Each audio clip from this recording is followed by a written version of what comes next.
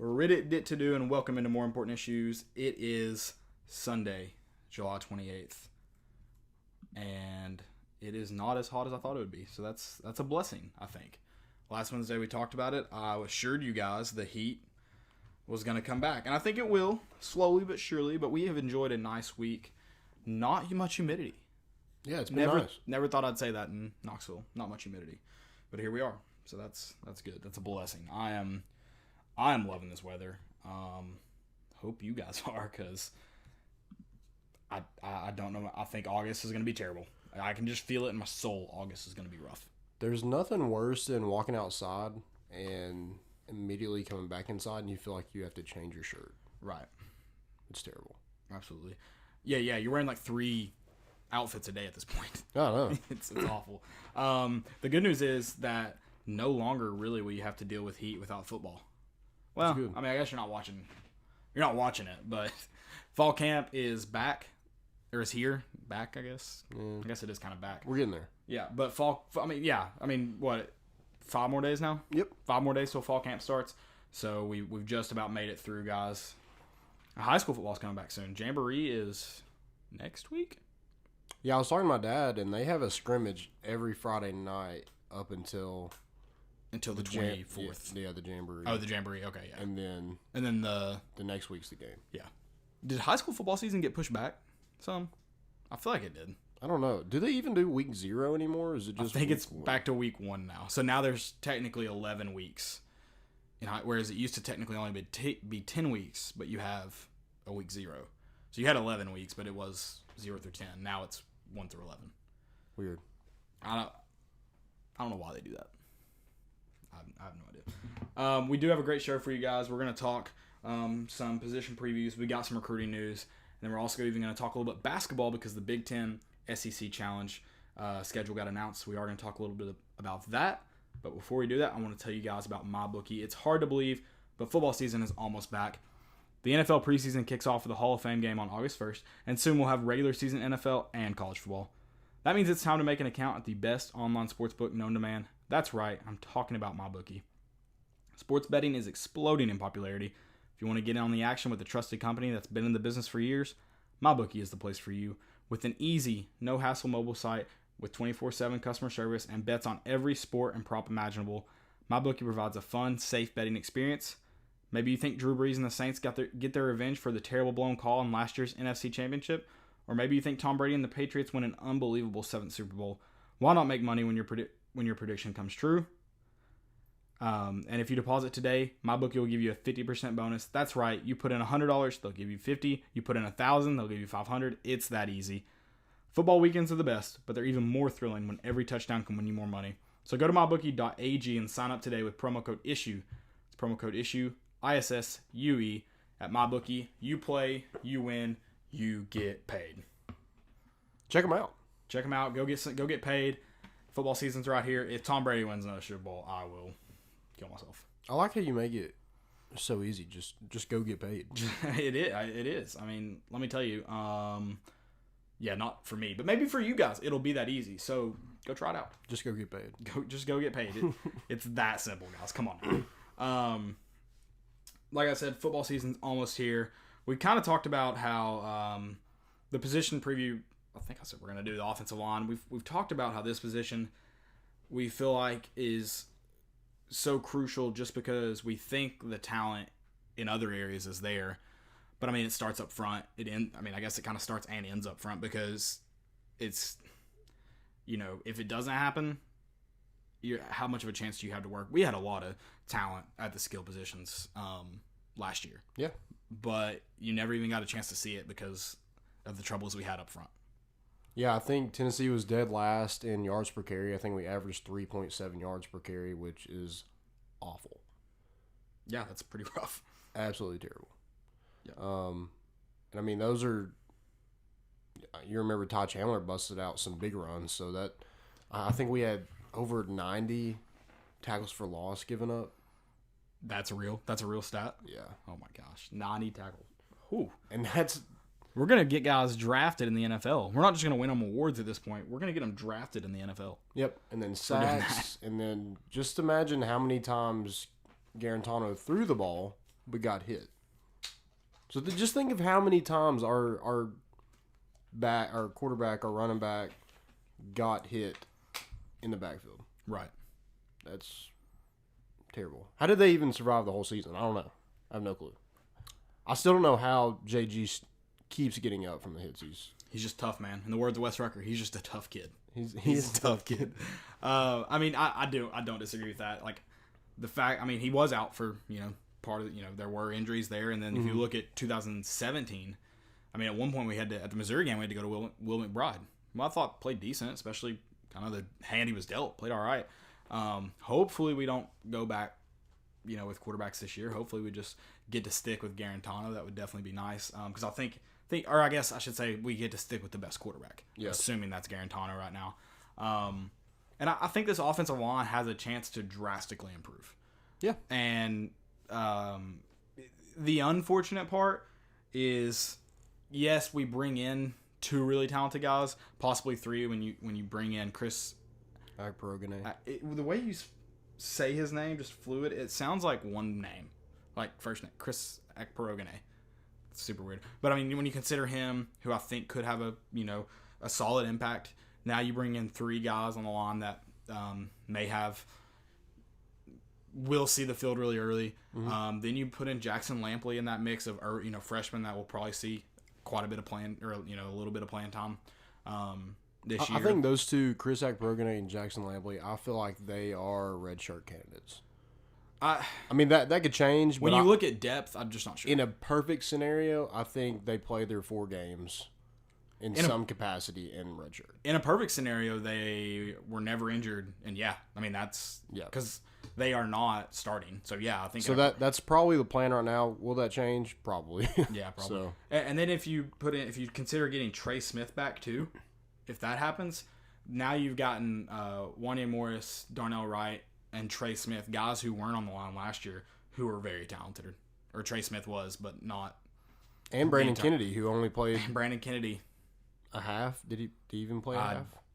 I can't remember the exact amount of time he played. Not a lot. He didn't play a full first game. He did not play. No, he did not play a full first game. So then there you go. That's 4 guys. Mm-hmm. And the thing you get with Darnell Wright and Wanya Morris is you do lose that experience. They're both freshmen, but they are very talented freshmen who I think pretty much anywhere if they had landed, they were considered to be starters. Just about. Yeah. So that is the good thing. It wouldn't. I mean, obviously Tennessee needed them to start, but I think a lot of schools, any other school they would have gone to, they probably also would have started. Mm-hmm. So at least have the opportunity. That's true.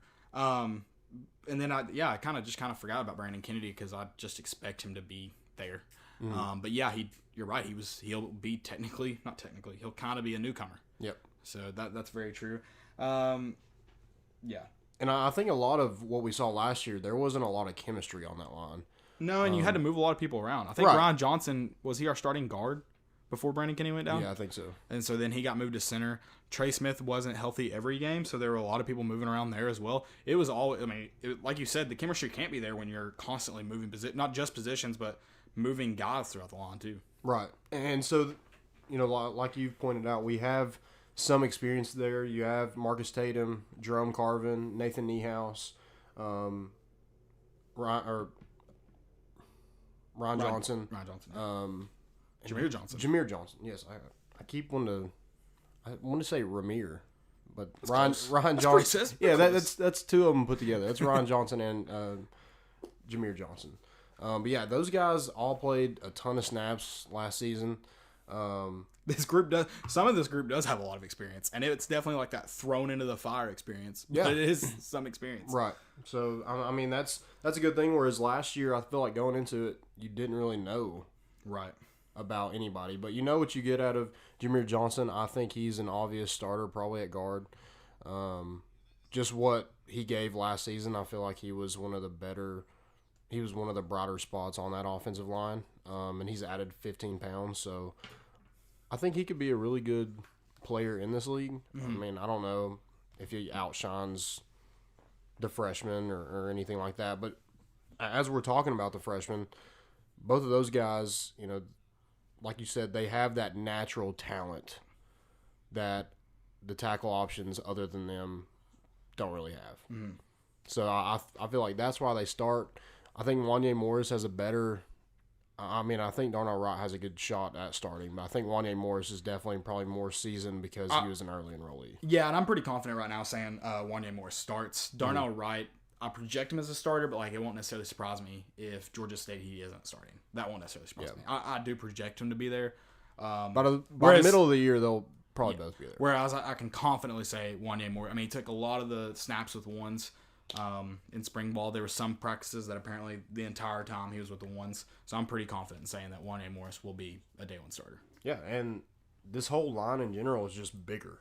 That is a good thing. We are no longer undersized, and maybe that kind of helps kind of fill that talent gap. You're not just getting pushed around. Yeah, I mean, you can be one of the best offensive linemen in high school, and if you weigh 280 pounds, you're going to get thrown around in the SEC. That's just the way it is. So I feel like that was a lot of it last year. We just got demolished. There wasn't, like you said, it was kind of a thrown into the fire, and we just were not conditioned, not physically prepared to play in the SEC. Right. So I don't know. I one of the things with this offensive line, they got to stay healthy.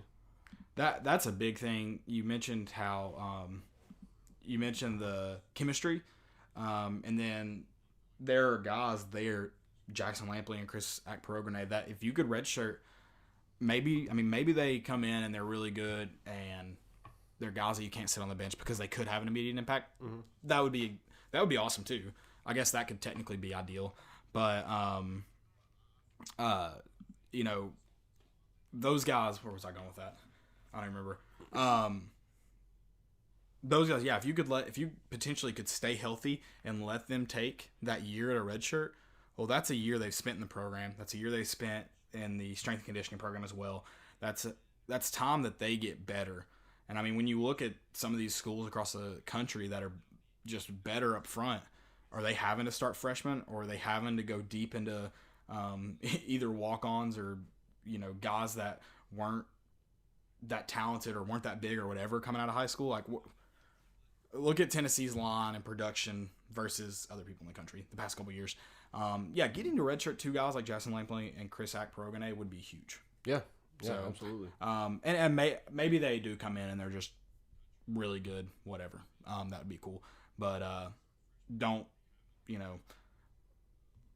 see that happening necessarily. Don't see them obviously beating anybody out. Yeah, taking playing time. It would be nice to throw somebody in there, like you said, after they have a year in the program and they are physically prepared to play in the SEC. Right.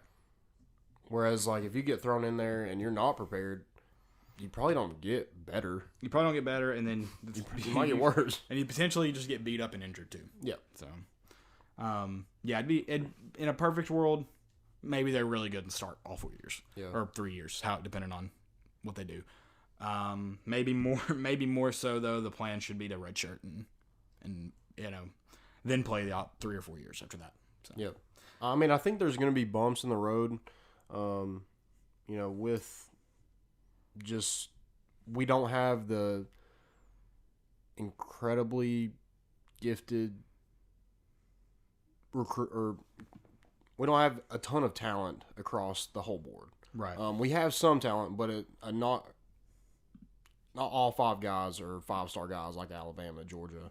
So I mean, it's going to take some bumps in the road, but I think Jim Chaney is a good enough offensive coordinator where he's going to hide some of our issues at offensive line. And, come fall camp, him and Will Friend are just going to have to experiment and see kind of what works and what doesn't work, and, find the best group possible. Yeah, absolutely. Sorry, our camera has gone out. Sorry for the technical difficulties. I am working with it. But we'll keep rolling, and hopefully you'll get to see our beautiful smiling faces here in just a second.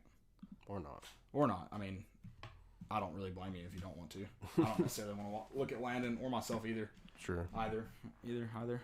However I'd say that. Sorry. I'll work for that. Is that all you got for offensive line, though, or do you want anything else? I mean, I think this group is gonna be key for us to win football games. If you can't score points, you can't move the football, you're not gonna win any football games. I don't care how good your defense is, because they're not going to score that much. Yeah, at that point, you're just kind of you're hoping your offense produces every game. I don't want to just hope like the Auburn game where Auburn just couldn't penetrate for some reason. We played really well. The offensive line also played where you thought, oh, we're improving. They also played really well during the Kentucky game, and it was really weird the jumps they would make. Kentucky had a really good front seven, really good defensive line, and you're like, okay, they played really well against Kentucky, man. You could really take this momentum, hopefully, and they build, and then just kind of back to square one, if not worse. 3 steps forward, 5 steps back, whatever. Yeah, it was a weird year. They'd have one really good game, 4 really bad games, and you can't do that. Especially when you're trying to keep a quarterback healthy, you can't do that. And maybe a lot of it will be kind of held on Jarrett Garantano's leadership. I've mentioned how I think it was Jameer Johnson talked about how easy it was to go out and play when Garantano kind of carried that swagger with him. Like it was just kind of it felt easier for him. Yeah. So I think that leadership does play a big role in that. I'm not like blaming Garantano for the play of the offensive line. That can't be an excuse. But understand that your leadership does kind of, wear off on other people. Yeah. And try to bring that every game. Yeah, and we kind of go back to chemistry there, just not on the offensive line. It's got to be within the whole offense. Yeah. So hopefully, Chaney gets that figured out of who needs to be on the offensive line and gives Garantano the right play calls that give him that swagger. Absolutely. And then get all these athletes that we have in space and just let's out-athlete people. I want to get back to that where we just out-athlete people. Well, and the good thing about having Jim Chaney with not a great offensive line, well, you assume not a great offensive line. You hope they are good, but you assume they're not going to be great. They're going to have issues, but yeah. Yeah. Is hopefully he is creative. Hopefully he can be creative in getting people the ball. Mm-hmm. And obviously you can't take the offensive line out of it completely. It's just not possible. Yep. But hopefully there's things he can do to limit the effect on the entire play that the offensive line is having. Things that get the ball to the quarterback's hands quickly, getting the ball outside the tackles to try to get people into space quicker. There are things you can try to do every so often to help limit what the offensive line can do. Now, you can't play a whole football game like that by any means. Right. But maybe you can kind of help alleviate some of that pressure on the offensive line by doing things like that. Yeah, absolutely. That's what we're paying them the big bucks for. Exactly. Get that figured out. You're getting paid a lot of money. You're getting to eat a lot of Shoney's breakfast bar. So just help us out. It's that big cat meme. It's like, figure it out. Yeah. Yeah, absolutely. That's one of my favorite memes in the world. You can use it for almost anything. Yeah. Almost anything. Football season, though, is right around the corner. If you follow me and Landon on Twitter, and if you don't, follow me and then follow. See if I can point at Landon's right there. Kind of pointing at it.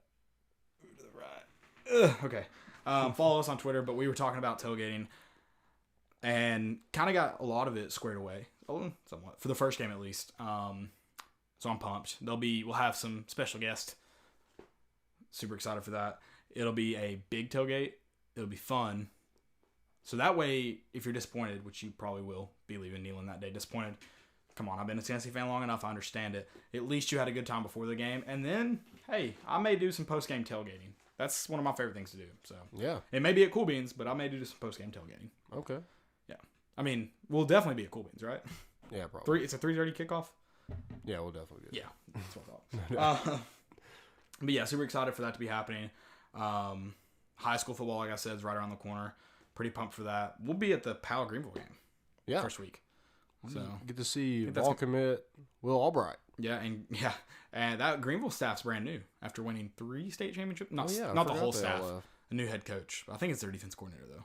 Okay. But new head coach after I think 3 straight, right? Yeah. I'm sure they're still as talented as ever. And then Powell should be pretty talented again. After coming off what technically was a 10-0 season, right? Or not? It wasn't technically a 10-0 season. It was a 10-0 season, technically an 0 or 1-9. Yeah, something like that. And whenever they got in trouble. But yeah, I mean they're definitely talented. So it'll be a good game. Do you know what class Powell's in? Are they 5A? Yeah, 5A. I know when they reworked it. I didn't know if Powell ended up falling to 4A or what happened. No, they're 5A. So is it back to 6 classes? That's what I was trying to figure out essentially. Yeah, there's still 6 classes. There's just not a lot of. There's hardly anybody in 4A. But you remember that when that one year they did 6A, it was like 32 teams in 6A, and all went to the playoffs. Yeah. That's why I couldn't remember how they. And a lot of that still have. I mean, I don't know about all of them, but you still have people that are like 3-7 that are in the playoffs. Well, that has to do with the way they do now. It doesn't matter your overall record. If you come in first and second, I think, don't hold me to that, first and second in your district, that's all that matters. So win your 5-6 district games, whatever it is, doesn't care what you do in your 4 other games. That's weird. Yeah, it's terrible. If you have playoffs, I don't think you can do it that way. Because I think in 5A it works out where you have to win 5 games to get in.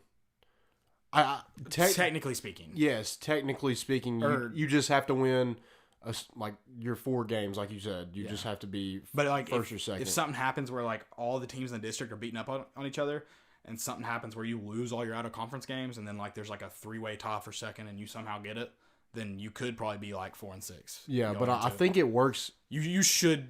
It's worked out the past couple of years where everybody has won at least 5 games. Yeah, I'd say there's more.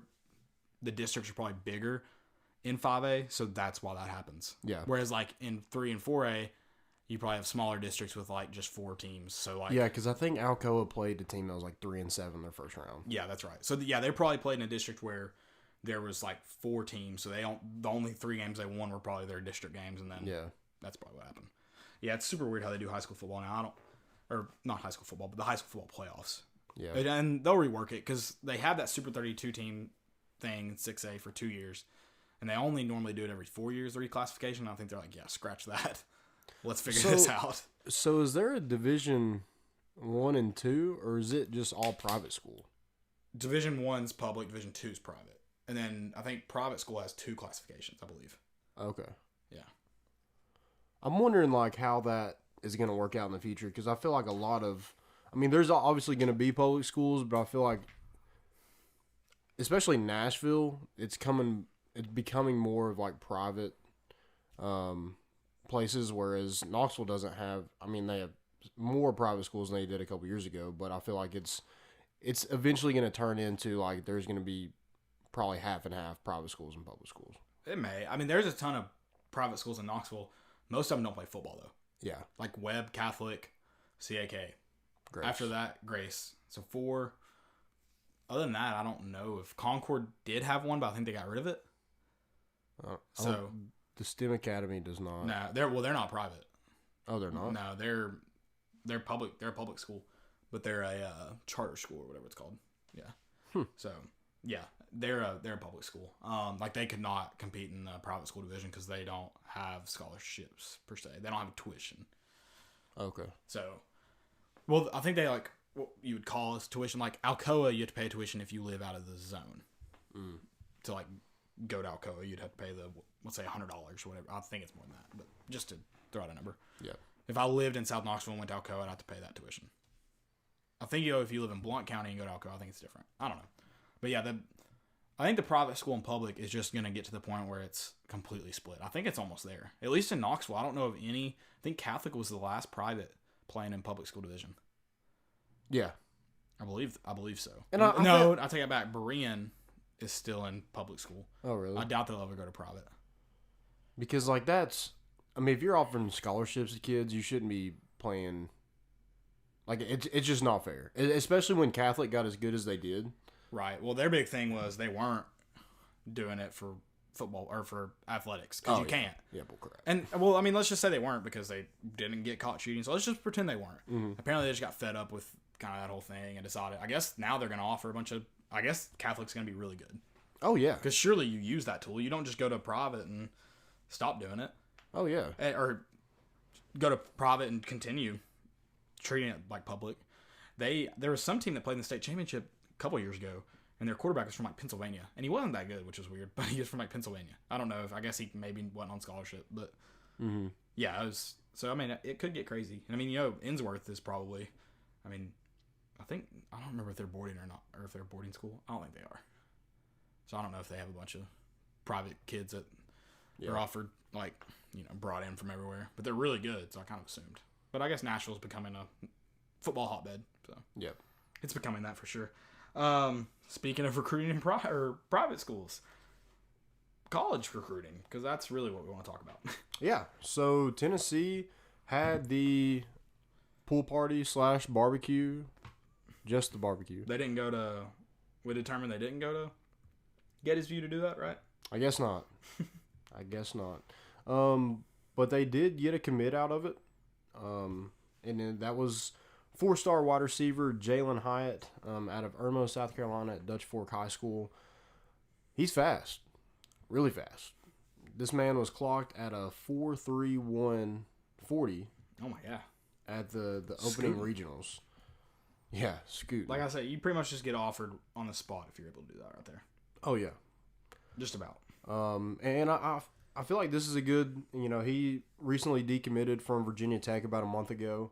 And Tennessee has, been after him for, I think before he decommitted, but after he decommitted, we were kind of in the driver's seat to land him. And we were able to get him on campus this weekend, and he made it official. And he's former teammates of Bryce Thompson, so I know that played a huge factor. And I'm sure he heard Jeremy Pruitt's press conference saying that, if you want to play wide receiver. If you want to play wide receiver, please come here. Yeah. He heard the pitch loud and clear and, made it official.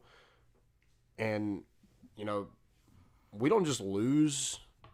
We lose those three guys, those Jennings. Actually, Palmer would just be a junior. Really? Yeah. Okay. So, Callaway, Jennings. I think Palmer's just going to be a junior. Maybe not. I can't remember. I don't have this roster right in front of me either. So, when we lost, his freshman year would have been at Florida. Yeah, so that would, he'll just be a junior, right? Sure. Yeah. Okay. Yes. Yeah, so I think he's just a junior. So he could potentially leave. And Brandon Johnson leaves. So we lose quite a bit at receiver, but we still don't have a ton of those guys that just blow by a defender. I know we've talked about it, that just have flat-out speed. We don't have guys that just get a ton of separation. Most of our receivers catch the ball and they're probably tackled. Or catch the ball and out of bounds. There's no separation from defenders. So, I mean, look how fun it was to watch somebody like Cordero Patterson. Not saying that Jalen Hyatt is going to be Cordero Patterson, but look at how fun it was to just watch him blow by defenders and run in the open field. So I feel like Jalen Hyatt, that's kind of what this staff is kind of going after with Rakeem Jarrett and some other ones. They want big guys, up front. They want speed on the outside, because that's something you can't coach. You can't coach flat out speed. No, you can't. And speed kills. Look at Tyreek Hill. I know he's had his off the field issues, but on the field, like, he is a mismatch. If you're going to play him up tight, he's going to run by you. If you play him soft, he's just going to stand up and catch it and make it move and probably break your ankles and take it to the house. Like, he's a threat to take it to the house every single play. So I'm super excited that we're getting some speed at the receiver position. I feel like that's something we need. And so Jalen Hyatt, 4-star. It was a exciting get over the weekend. I'm sure it influenced some guys too that maybe won't commit now. That, just to see the big stuff happen. I mean, a bunch of guys that were either already on the team or were committed. Were tweeting about it too, kind of using it as a tool. So. Yeah, and coming this weekend, it's a big weekend to, you get to meet a lot of the players. Mm-hmm. You get to meet a lot of the commits that we already have. I know Keyshawn Lawrence, Harrison Bailey. Those two guys were here. You had guys from in-state that haven't committed anywhere yet. You had Tyler Barron. From Knoxville, you had Jay Hardy out of Chattanooga that was here. Bryson Eason from Memphis that was supposed to be here. I know Darnell Washington, which is a 5-star tight end from Las Vegas, was here on Thursday. And then I think he went to Georgia for the rest of the weekend. But you're getting a ton of guys on campus, so a big weekend for the Vols. I feel like if you're able to get those guys on campus, because pretty much everybody had a big party of some sort this weekend. Right. So if you're able to get guys on campus at your pool party, they took your invite over anybody else. That says a lot, and you can't deny the recruiters we have on the staff. Yeah, hopefully it starts to reflect in the. Hopefully it starts to reflect with the commits, and I was gonna say the rankings, but maybe rankings don't matter anymore. So. Yeah. Are we getting into that, or should I wait? You got some more? I don't. Okay. We can get right into it. Jalen Hyatt, I'm super excited about that. He talked about his and Bryce Thompson's relationship in some interview, and he said that they only lost one game in high school when they both played together. So, I'll take that. Yeah, I mean, I mean, I said just win. Yeah, just win. Just win. Yep. Just go get paid.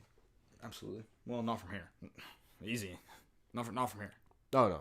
Not Go get paid like wink, wink. it's a metaphor. Yeah. Go get paid. Go get your money's worth on the field. There you go. There it is. I do want to talk about, because we're talking about recruiting rankings, that BS 247 article. Because first off, they were like, we're not saying Harrison's bad or like worse than these guys, but actually you are, because that's what rankings are for. But they were like, he just was ranked really early. 247. I can't remember what's that dude's name. The dude that's in charge of scouting. Steve? No, it's that. No, whoever it is in charge of scouting for 247 is like, it's not even really about Harrison Bailey was just ranked really early. Now we're learning about other guys, seeing other guys, blah blah blah, whatever. Okay, that's fair if he had dropped that Barton far. Simmons. Yeah, that guy. It would be fair if he dropped that far after football season, but he didn't. It would be fair if he didn't compete at the Elite 11 camp and finish in the 11. But you thought, okay, even if you thought he finished outside the Elite 11, how far outside? Like, how much do you disagree with the Elite 11 people? Because you dropped him significantly. But anyways, they're like, yeah, it's not even about that. It's just like he was scouted really early, he was ranked really early, and now we're learning about other people. And it's sad that, pretty much said that it was sad that they were even having to do this, because it looks like we're saying that to Harrison. He's having to read about it, blah, blah. And then it goes through all that, and it's like pretty much acting like, okay, it's not that big a deal. There's just some other really good guys in the country. It's kind of how they're drawing it out. And then at the end of his, I think it was a radio interview, at the end of his radio, he's like, also, he's just, he's not a guy that can create outside of the pocket. He's a guy that has to be in the pocket to create, for anything to happen. So you are saying that he's not good unless he's getting blocked for? Yeah. And also, you didn't know that before his junior year? Or, sorry, after his junior year? You didn't know that after an entire football season? That's that's information you learned 2 weeks ago? Yeah. Or a month ago? When he hasn't been playing football? Also, I don't feel like that should affect your like, let's pretend his offensive line never got him touched in high school. Would you move him down because you never saw him move outside the pocket? Yeah, that's my thing. Is like, it's just they're just making all these bullcrap excuses when if they're going to do that, they need to just come out and say, we don't think Harrison Bailey's that good. Instead of being like, no, that's not what we're saying, but Tennessee fans are making it seem like this, and now the kid's having to read it. Also, he's not that good. Yeah, it was definitely trying to cover themselves. Yeah. That's what the whole article was. And I'm not saying they hate Tennessee and moved it down because of Tennessee, but I don't think they knew why they did it. Other than like, why not just say we saw some better guys that we like more, that we think are better, rather than like trying to make it seem like this. And you kind of just got to say, I disagree with Rivals, or I disagree with ESPN. Disagree with these other other recruiting services. Like, you just have to flat out kind of say that, and just say we think there's, what did he fall back to? 49, that far, overall ranking. Yeah, something like that. Something like pretty drastically, right? Mm-hmm. Pretty drastic. Yep. No, he moved back 49 spots. I'll put it somewhere. But I feel like you just have to say, yeah, we disagree, and just be like, he moved down 49 spots to number 210. Did somebody comment? Yeah, Soldier Boys Flow said Tennessee made the top eight for Noah Sewell. Yeah. So he's a 4-star out of Oh, where's he at? He's a 4. I think he actually got his 5th star. Did he? But yeah, he's a linebacker. There you go.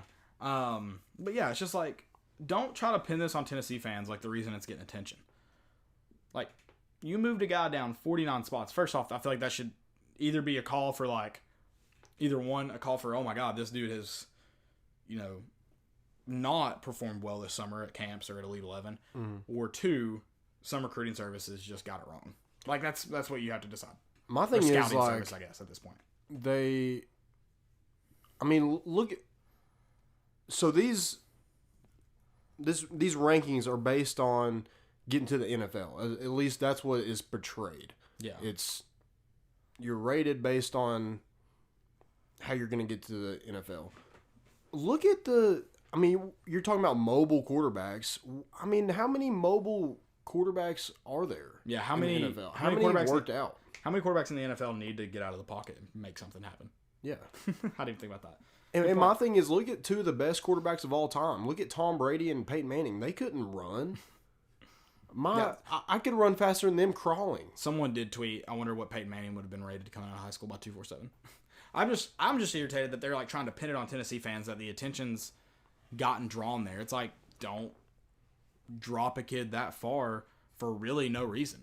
The timeline is weird because it was as soon as he committed, he started going down the rankings. I'm not saying it was that, but the timeline is weird. Oh, I think I said it last week when we talked about it. I think I might be giving 247 the benefit of the doubt and saying I really don't think it has to do with Tennessee.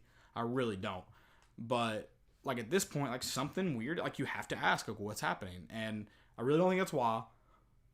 I just don't. What pisses me off is them coming after Tennessee fans, being like, no, this is why we believe this, and he's just dropped back because we found some other people. But it's like he's beaten so many other quarterbacks out in the country head to head.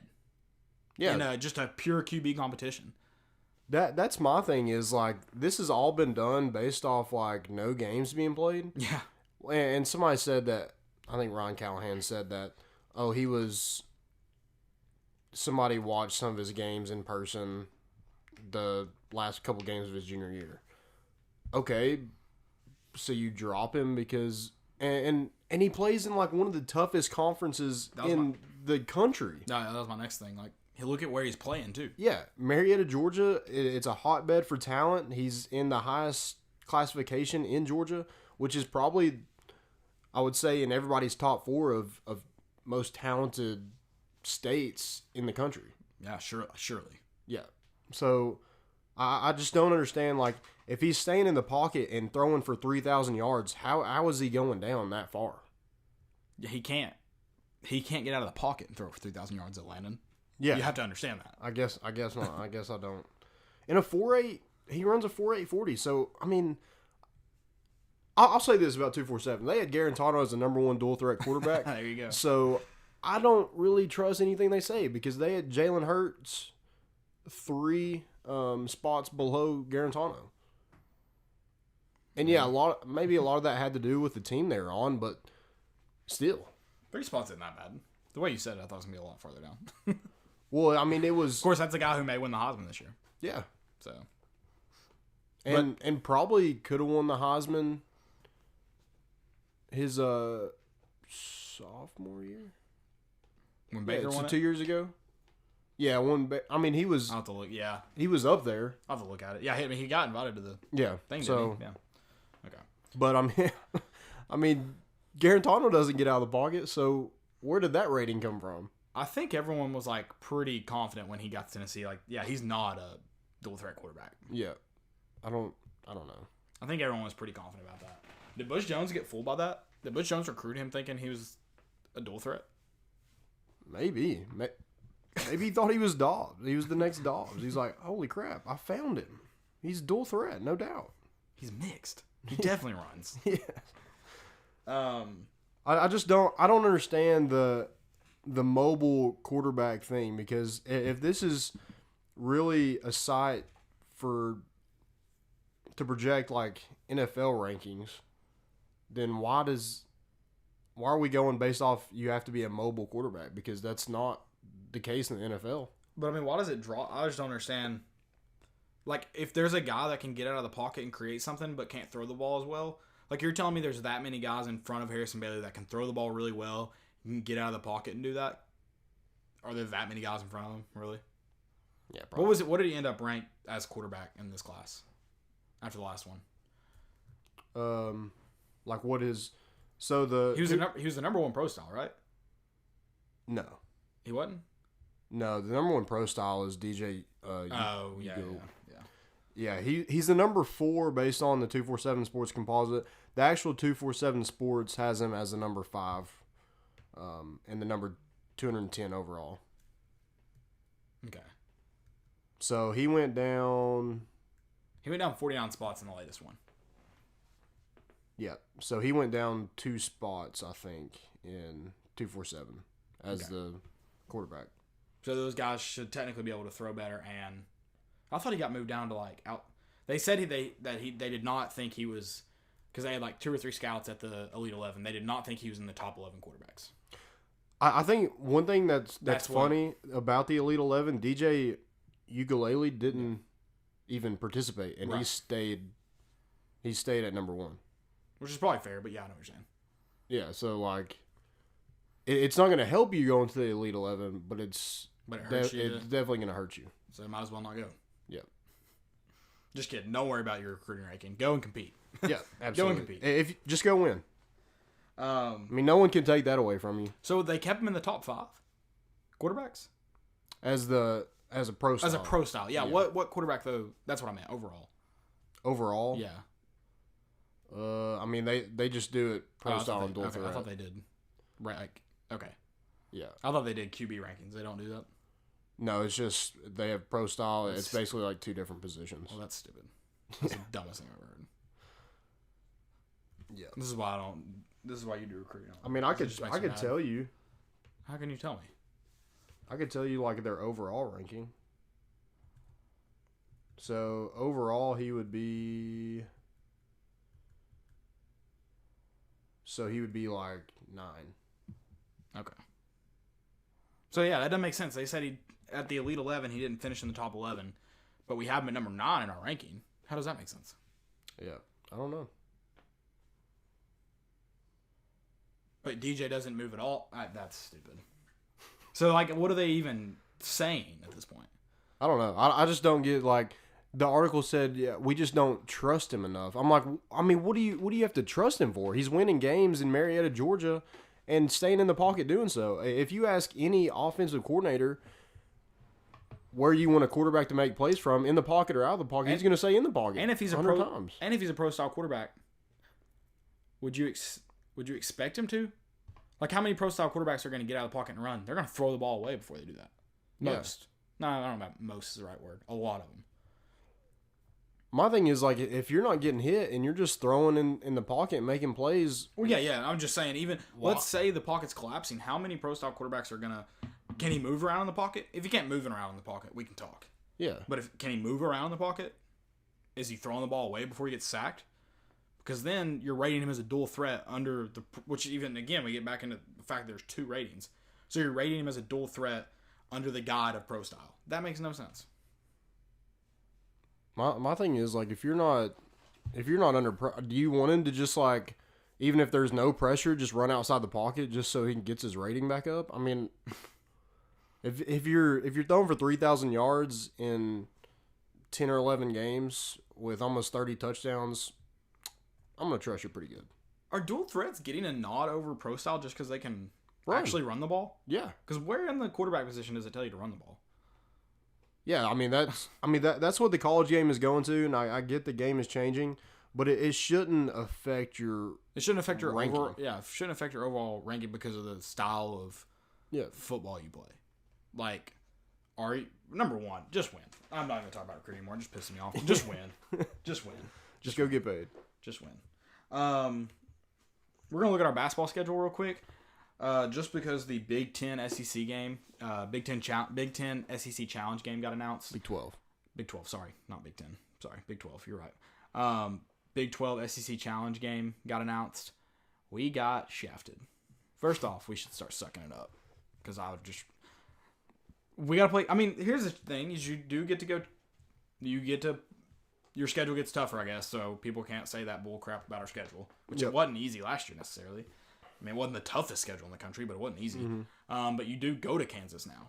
Yeah, and it just adds to the list of non-conference games that we have that are pretty tough. You go and play Washington in Toronto, and then you play Florida State in that Emerald Coast Classic. I don't know. It's in Niceville, Florida, so it's basically a home game for Florida State.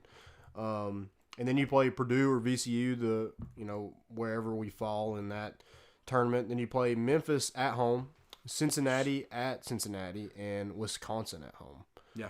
So I mean that's a pretty tough non-conference schedule. And then you add in Kansas, who will always are good.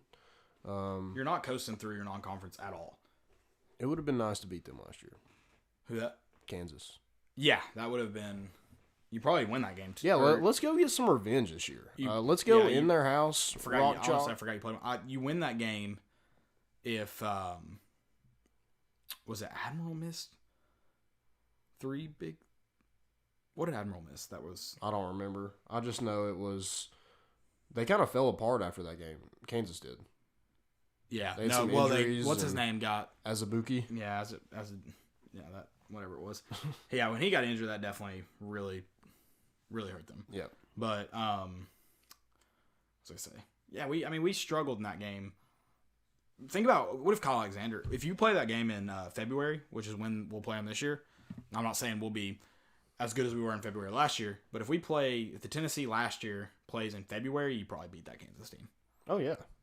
So especially if as a whatever his name is, gets injured too, then yeah, definitely. I feel like you would. Yeah, because Bone, like after that first month, Bone, you saw a totally different player. And I mean, even if he's not hurt, you still probably have a really good chance to win it just because of how that team progressed. Yeah. So absolutely, I'm excited about it. Yeah, it's gonna be tough, especially with the talent we lost last year. But hey, but that's better than playing some other crappy non-conference game. That West Virginia game was terribly boring, so that's good. Yeah, I wish we had more at home. I mean, we get Memphis at home, but a lot of these we're on the road for a lot of these. Yeah, it goes to that now in non-conference you're playing in like a tournament or like a classic or like a something weird. Yeah, it's kind of weird how basketball is getting more on that neutral side. Well, that's how football's doing it too. It's really annoying. Yeah, and I'm glad we're getting away from it. I mean, I guess not in basketball, but in football, we're done with that. Are we? Have they not announced anything? I just know Philip Fulmer said we're going to get games at home. Home and home? Cool. Yeah. Sweet. I don't want to play like Georgia State at home. I want to play. He's like, because there's no money involved. You do neutral side. No, I mean, you make a little bit, but yeah, you might not make that same money next year when you have to travel to UCLA or whatever, but that's a good experience for your fans. Like I said, cater to the passionate fan. Exactly. Not the wishy-washy Instagram fan. Cater to the passionate fan. About to get into our of the weeks. Do we have any Twitter questions this week? We don't. If you guys want to drop a question right now while Landon tells us about our friends at SeatGeek, go ahead. Tell us. Ask our questions. Yes. So I'd like to take a second to introduce our friends at SeatGeek. Let them take the confusion out of your ticket buying experience. Instead of shopping dozens of sites to find the best deal, let SeatGeek do the work for you. Their app scans the web for the best deals to your favorite concert, game, or show and rates them on a scale of 0 to 10 to let you know if you're getting the best bang for your buck. A green dot marks a great deal. Yellow dot, good deal. Red dot, not so good deal. Use promo code ACAA at checkout to receive $20 off your first purchase. That's 2 free beers at the stadium on them. What are you waiting for? That's promo code ACAA for $20 off your first purchase. SeatGeek. Life's an event. We have the tickets. Go check them out, guys. Beer's coming in Eland, hopefully. Probably be expensive, too, so you're going to have to save your money where you can. Yep. I'll have to. Most important of the week. Most important. I had something. I've got some. Let me see. Oh, I got one. Got here. Go ahead, then. So, Orioles, they, so Stevie Wilkerson is the first position player to record a save he threw 14 pitches, and none of them were faster than 60 miles an hour. Dude, that was insane to watch. And they put it the first time I watched it. They didn't tell us that he only pitched that last the last inning or whatever it was. So like the batters only saw him once, which makes way more sense. Oh yeah, But and a lot of them were just pop ups. Yeah, but the first time they laid it out it seemed a little bit different. But I mean, yeah, when you consider that they hadn't the change of pace and stuff, and then you look at the movement, it makes sense. It's still crazy. Don't get me wrong; it is still wild, but it makes more sense. Yep. So I don't understand. Like, was he pitching that slow on purpose? I think he was just trying to get a ton of movement on it, judging by the way the ball was moving. And then also, like, those guys weren't even really trying to get on base. They were just kind of trying to hit home runs, it looked like. Oh, yeah. Like, they were swinging so hard. I probably would have, too. So, I mean, that's why they all ended up, like... Popping out. Yeah. I don't remember in the video seeing any, like, ground out. Oh, there was one ground. The last out was a ground out, and that was it. Yeah. But it also moved a ton really slowly. Yeah. So I don't know if he was just kind of throwing just, like, I know curveballs. Because any position player should be able to throw over 60 miles an hour. Yeah, so they said that the announcer said he was pretty much throwing. I don't know. He said it's almost like a knuckleball, the way he was moving. I guess so. Whatever that pitch would be, I guess a knuckleball. I don't know. Hey. I know knuckleballs. I know knuckleballs aren't fast, but are they faster than 60 miles an hour? I feel like I've seen them. Yeah, it kind of depends. I guess who's throwing it, but Gotcha. I mean, probably a position player that's probably accurate for Right. somebody who doesn't. I mean, it's pretty smart to go in there with. I mean, if you got to try to pitch more than one inning, then the next one those guys are going to step up and know the pace of the pitch and pretty much home run derby that bad boy. But pretty smart to go in there and just kind of throw them off. I mean, especially if they see it coming in that slow. I told you, like when we played adult league softball, like I could not just watch pitches come in. I don't care where it's at. It's coming in that slow. I'm just like. I'm yanking at it. Oh yeah, I mean that's how I am. And they're coming in way slower than 60 miles an hour. I can't take a pitch if it's anywhere where I can throw the bat out. I'm gonna throw the bat out there. It's just the testosterone working there. Yeah, everybody's got to swing at it. My most important is it's the best answer of the Pac-12 media. It was tweeted by @Penguin of Troy. I don't really know if they cover sports or if they just were watching it. But best answer of Pac-12 media today goes to Utah defensive end Bradley Ane, I think is how you say it. He said he was asked about what it's like to play BYU in Provo. He said there's nothing worse than playing in front of 60,000 sober white people. Very clever there. Very clever. And good luck, BYU, because there's going to be 100,000 not sober. I don't know how diverse our games are. I think we're a lot of white people, but there's nowhere near as many white people as in Provo, Utah. So no. 60,000 sober white people. That sounds like couldn't be me. It sounds like one of those big churches in Texas. Yeah, I mean that's what Joel Osteen preaches to each week. Yeah. Another most important, Tim Duncan has joined the Spurs as an assistant coach. Pretty sweet. Good for him. Yeah, that's pretty cool. Reunited with Pop.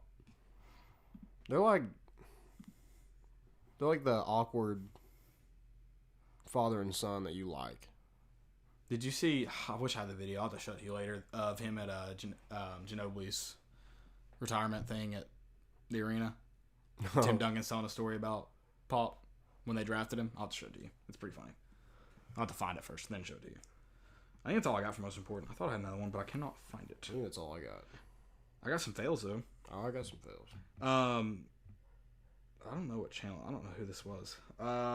Let's see.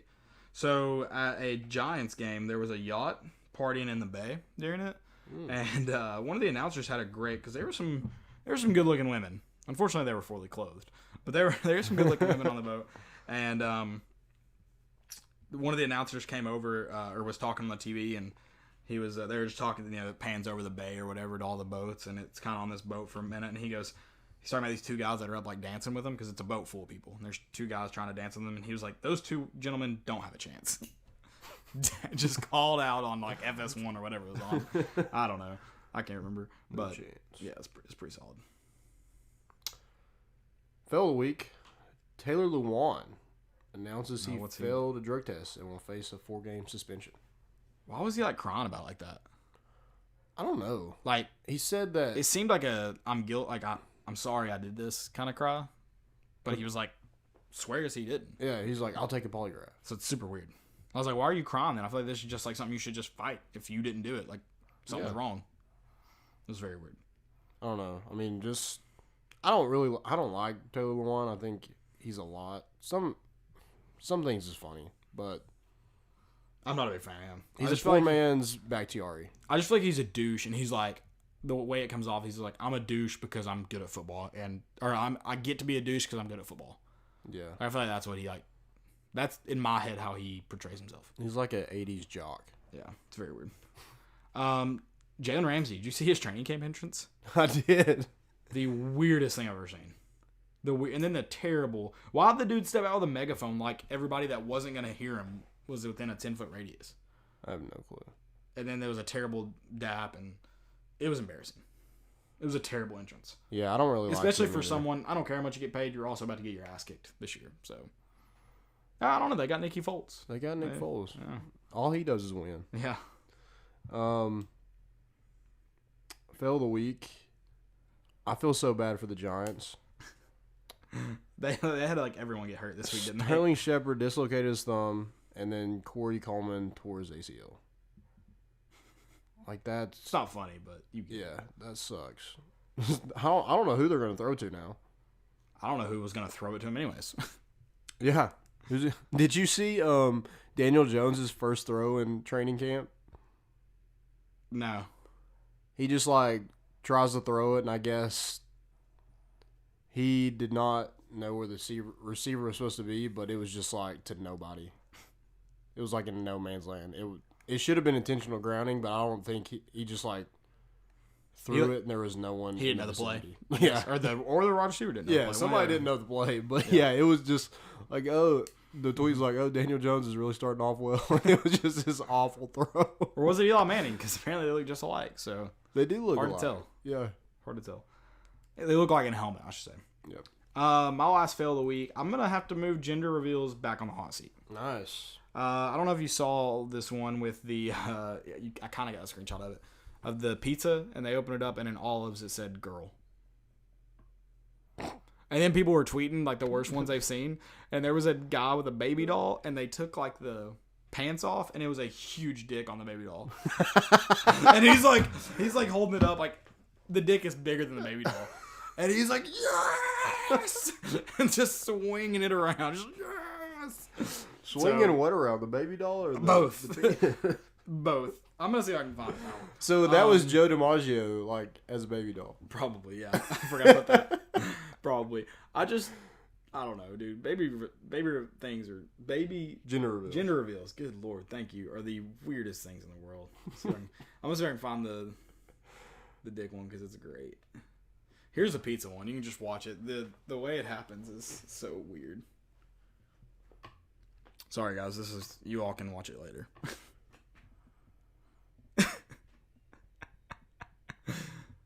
What is? I just want to know why on a pizza and why with olives. What in the Gainesville is that? That looks. I gotta see if I can find this. Have you seen? It might have been flagged. Where the alligator like bites like balloon or ball or something. Yeah. I'm like, what is that?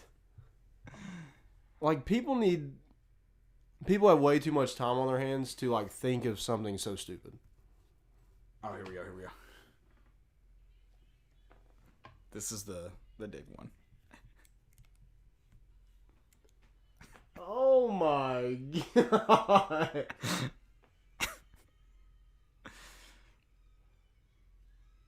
One lady just like grabbed the head of it. Gender reveals are on the hot seat again, guys. I'm sorry. Oh my Lord. I'm sorry. Why does it look like they're doing it like a Dave and Buster's too? That's what I thought. I was like, are they at why is she touching the baby's penis? That's what she grabs it. And the mom is just like not happy about it. The mom is very mad. I've never seen a mom upset. Okay, number one, who sells baby dolls like that? No. Surely not. Surely they had to go like buy a dildo and attach it. Surely. Good Lord. Which is even weirder. Yeah. Why are you buying that? Well, I don't think they ask you why you're buying it, but I'm just going to attach it to a baby doll. Yeah, that seems like it seems like child abuse to me somehow. I mean that. Oh Oh God, That baby has a lot to live up to. that's terrible. Yeah, it does. That's setting it up for failure. Is what it's doing. I don't have any more. I think That's it. That was That's all good you enough got. for me. Guys, thank you all for listening. We'll be back with you Wednesday. Make sure y'all check out the podcast on iTunes, Spotify, ArmchairAmericans.com, and anything else that you could listen to a podcast on will be there. Also, look for articles this week. There's already one. Dylan Scott just wrote one. It should be on the website. If not, it'll be up there soon. It's about Robert Nealon, so make sure you check it out. Yeah. And go give our Riders a follow. Yeah, absolutely. Go check them out. They've been tweeted out on the page. You can find their ats there. Yep. Ats there. And that's all we got. That's it. We're bringing the boat in, and we out.